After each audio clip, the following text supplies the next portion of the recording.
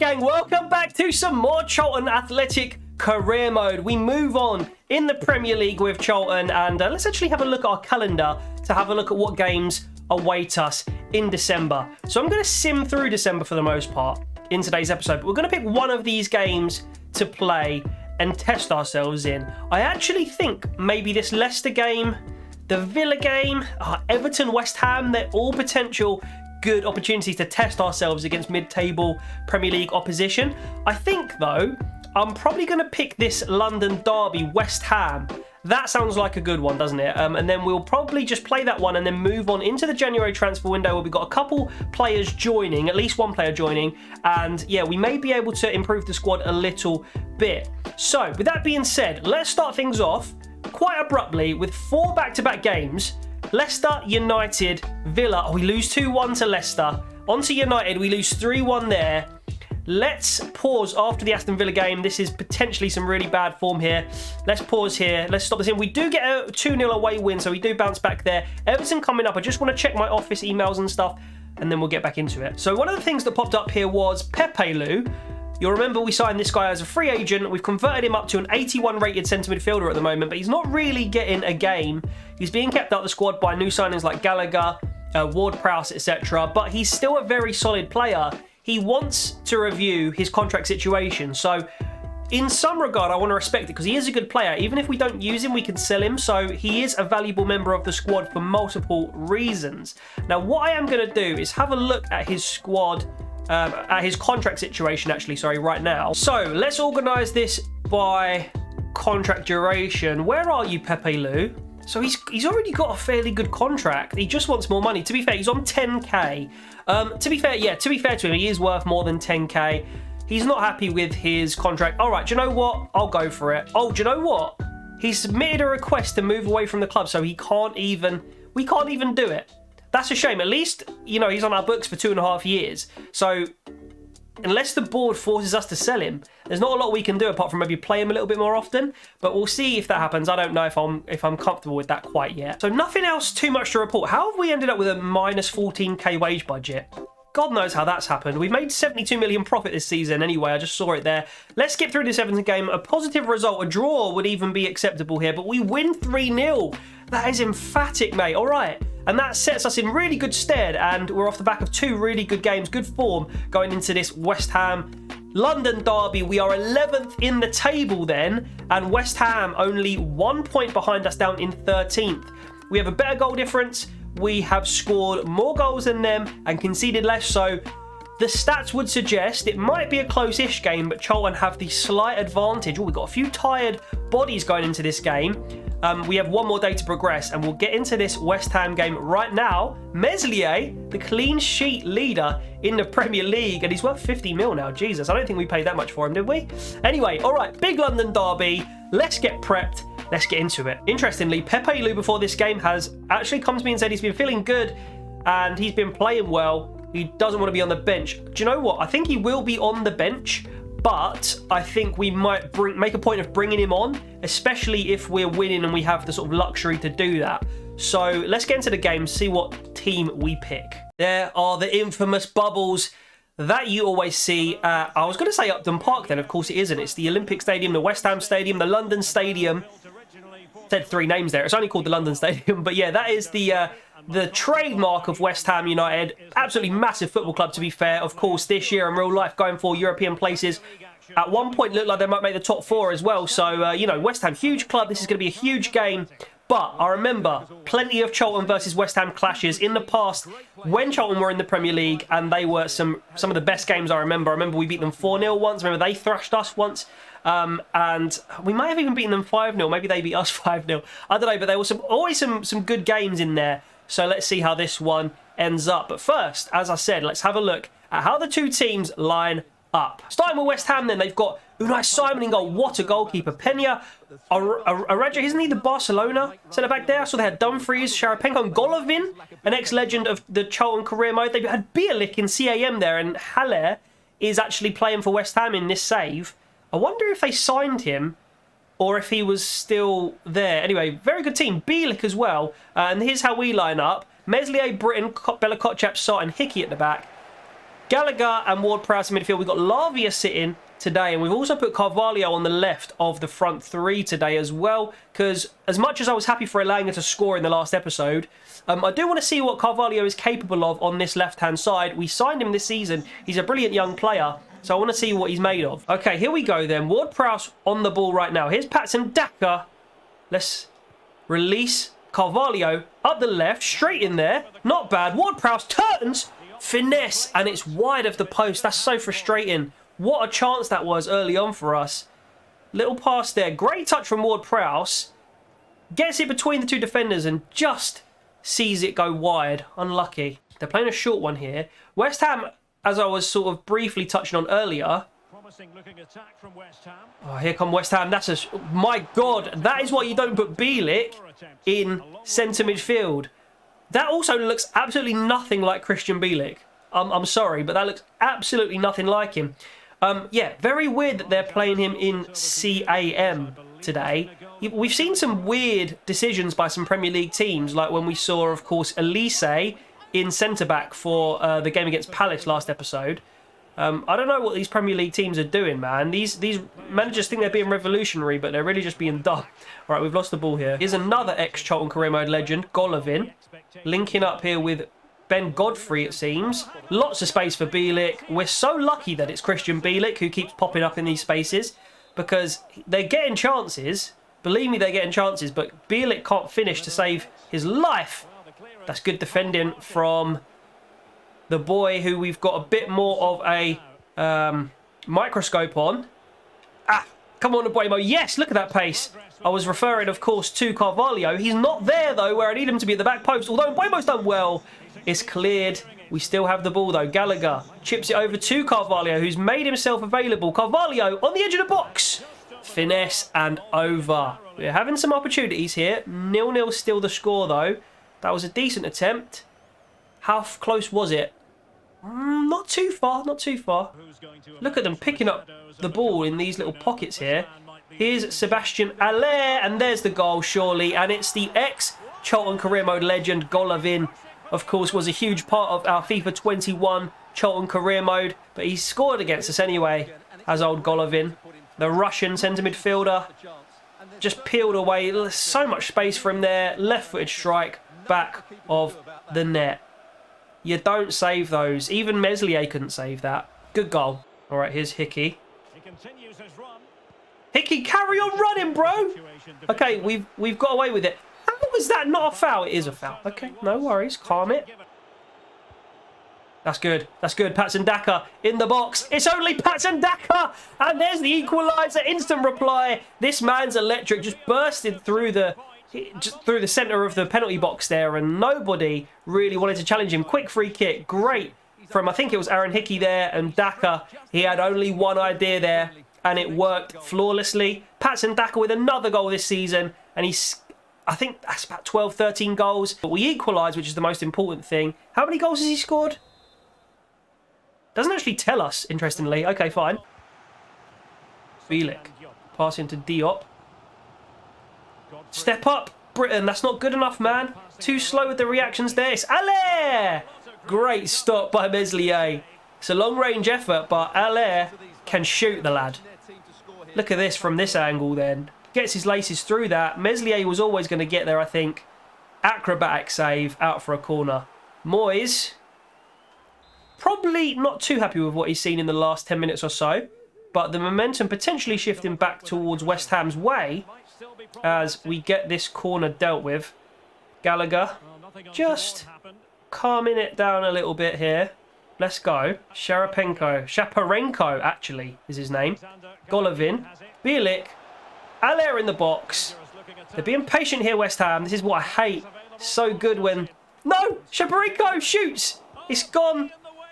Whew, it's gone out of the box, luckily for us. Here's Carvalho looking to break, and it is half-time here. The score is 1-1. Again, remember, we are away here against a very solid West Ham side that are maybe playing one or two of their players out of position, namely Bielik, of course.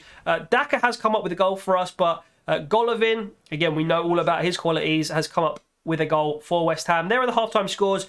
Let's move on. and try and get the win. I'm actually going to move myself to the top right as well so you guys can see the names and stuff. All right, let's go. Here we go then. Britain, up the right-hand side. Daka wants it. It's not bad. And it's a goal. And it's that classic Britain delivery that we've seen so many times in a Charlton shirt in this save. And Daka, who, again, recently we've seen so many times at the end of these chances converting, scoring goals for us. It's a wicked goal. But maybe West Ham should have dealt with it a bit better. It wasn't a particularly high cross. It was fairly low.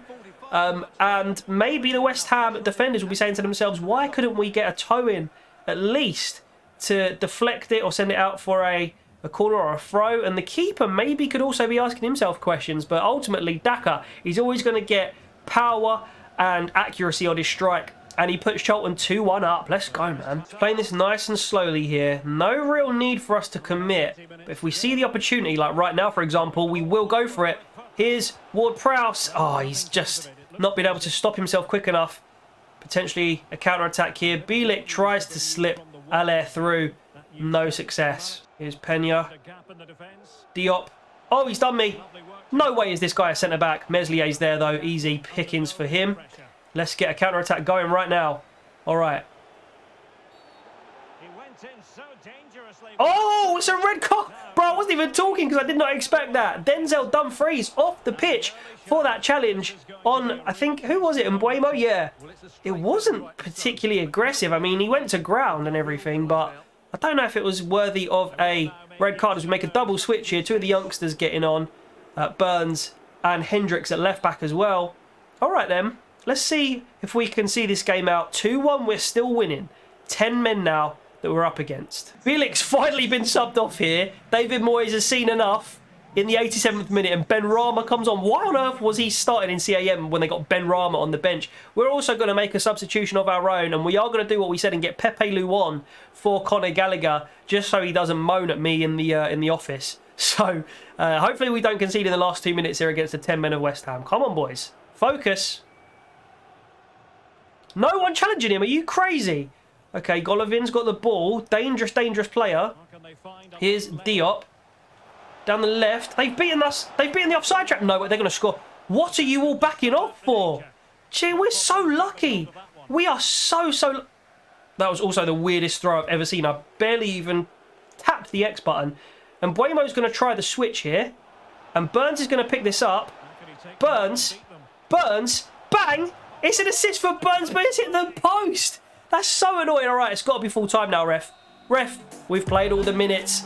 And there we go. Another 3 points on the road in the Premier League against London rivals, West Ham United. So, great result in the end. And, I mean, the gameplay felt a little bit weird towards the end there. When they had that attack, my players were not responding off the ball. However, we live it today. We don't end up paying for it or suffering, and we do get the 2-1 win. All right, let's see how the players did then. So let's have a look here. Lavia did okay, 6.8. I'm interested particularly in the boys that came in today, like Lavia and Carvalho as well. Got a 6.7 Carvalho. Burns, a 5.9 does not make sense in my opinion. And for Hendricks as well, he wasn't involved too much, but he got a couple passes off. You can see 100% pass accuracy there. I do not understand particularly why he's dropped down from a 6, which is like the default rating. But other than that, we did pretty solidly. Hickey had a good game. Daka, of course, with the 2 goals, had a great game. And Meslier in goal again, made a couple of good saves. Happy days, 3 points. We move. Bro, I'm not even joking. Manchester United just came in for 34.2 million for Pepe Lu, and I'm actually a bit like I tried to push it to 35, and I probably shouldn't have, because 34.2 million for Pepe Lu is actually a pretty solid deal. Not to say that we won't ever get that for him again in the future, but I would have taken that right now, considering he keeps like coming to my office and causing issues. So if another bid comes in for him, I probably would accept about 34. So yeah, that's a bit annoying. It was very fine margins they rejected there. So the only game we've got left in December is this Liverpool one on the 29th. In terms of the league position, how close are we to like the top 6? We are 11th, but we've put a nice 4-point gap there between us and West Ham in 13th. So 25 points. And we need to claw back 5 points on Newcastle and United in 6th and 7th if we do want to get European football at the end of this season. It's definitely doable. but I guess it depends on how we do against some of the teams above us. Like, are we going to realistically get anything out of this Liverpool game? Everybody cross your fingers right now, and you never know what can happen. Oh, yes! For everybody who crossed their fingers, shout out to you. We got a 2-1 win against Liverpool. We take those, baby. All right, and that should have already narrowed the gap between us and 6 then. So 6 are now, Arsenal with 31, sorry. We're now 3 points behind 6th place. This is doable, man. 100%. Goal difference is looking good for us as well with the +7. Yeah, do you know what? The dream is alive. Here we go then, 1st of January. Let's see what the office notifications have got for us as we enter the January transfer window. So, we've obviously got the youth squad monthly report. Still a few solid players down here. So, we'll keep an eye on them. Nobody who I want to bring in and promote to the senior squad right now. Di Lorenzo then confirmed. Has gone to Arsenal. A shame, really. His Charlton career was very short-lived. Got that long-term injury, and then Arsenal was stupid enough to swap an amazing player right here in Kyle Walker-Peters for a player who's not going to play for the rest of the season. We obviously paid them some money on top of it as well, but still, it seemed like a bit of a dumb deal. Something that I potentially am going to regret is Adam Cronin, who's gone on loan to Empoli in the Serie A. I don't know if I'm going to need him back at some point, but we can always recall him if we need to, because I only have, obviously, Daka, Ben Yedder, and then Aguero, who is very, very rapidly deteriorating in terms of his overall rating and stuff, and his stats in general. So, yeah, we may need to call him back, but we'll play that by ear sort of thing. Then, yeah, just the classic international management offers and transfer market info. So, we now may have some money coming in, little spoiler, for Pepe Lu, as we have managed to agree a deal with a big club for him. Let's see if that goes through, and then we can work out what we want to do with our squad and potentially with some incomings and stuff in this window. Before all that, though, we have a game against Aston Villa here. Are they playing actually young up front there? Got some good players in, and Nakamba's still playing. Jacob Ramsey, I imagine he's pretty good at this point. They still got Leon Bailey. Cabango, I know he's a pretty good centre-back as well. So they've definitely got some good players. We're going to go in like so and quick sim the match. Are we going to get a result from this Villa game then? Oh, it's a 2-1 loss. And Buema with the red card as well. That is not what you want on your breakfast cereal. And Jacob Ramsey and Bailey, the 2 goal scorers there. Ratings-wise, yeah, we had a very poor day at the office. Very poor. Very disappointed with that. Oh, it's happened. Okay. Bayern Munich. There you go. The big club that I said I did mention earlier we're in for Pepe Lu. £32 million. We get 27.5 to the transfer budget. We can spend that. We need to spend it wisely, but we can definitely spend that somehow. Don't care about that. And then there's interest in a few of the players we've got on our short list, which, I don't know if I'm going to be interested in any of these right now. We end up with 27 million then. Plus we've lost a midfielder. So, yeah, what do we do here, man? I mean, first things first, let's get our brand new signing. We need to make a bit of a big deal of this because I've kind of just let it slide. But Walker-Peters, of course, has joined. 82 rated right back, I was about to say centre back. And he's got 80 pace. Very well-rounded stats. Passing, dribbling, defending and physical. All very solid. Yeah, this guy looks like he could be a real big part of us hopefully pushing for that top 6. Now, Callum Britton's had a bit of a worldie, hasn't he, at right back since he's come in for the injured Di Lorenzo. Do we just bite the bullet, bring Walker-Peters straight in there? I think we probably do. As harsh as it would be to Callum Britton, I think we do that. And then maybe bring Callum Britton onto the bench. So, yeah, bench automatically gets stronger. Maybe with the exit of Pepe Lu now, Xhaka does have a bit of a use here. So maybe he could be a player that plays a role for us in this second part of the season, alongside players like Carvalho and stuff. So we've still got a small squad, but we do have the money to splash now, somewhat. That's going to be it for today's episode, guys. We've got a big couple of episodes ahead as we look to build this Charlton squad to become ready for any European tasks that we have ahead of us, potentially. So we've got some very tough games coming up, like Man United, Leicester again.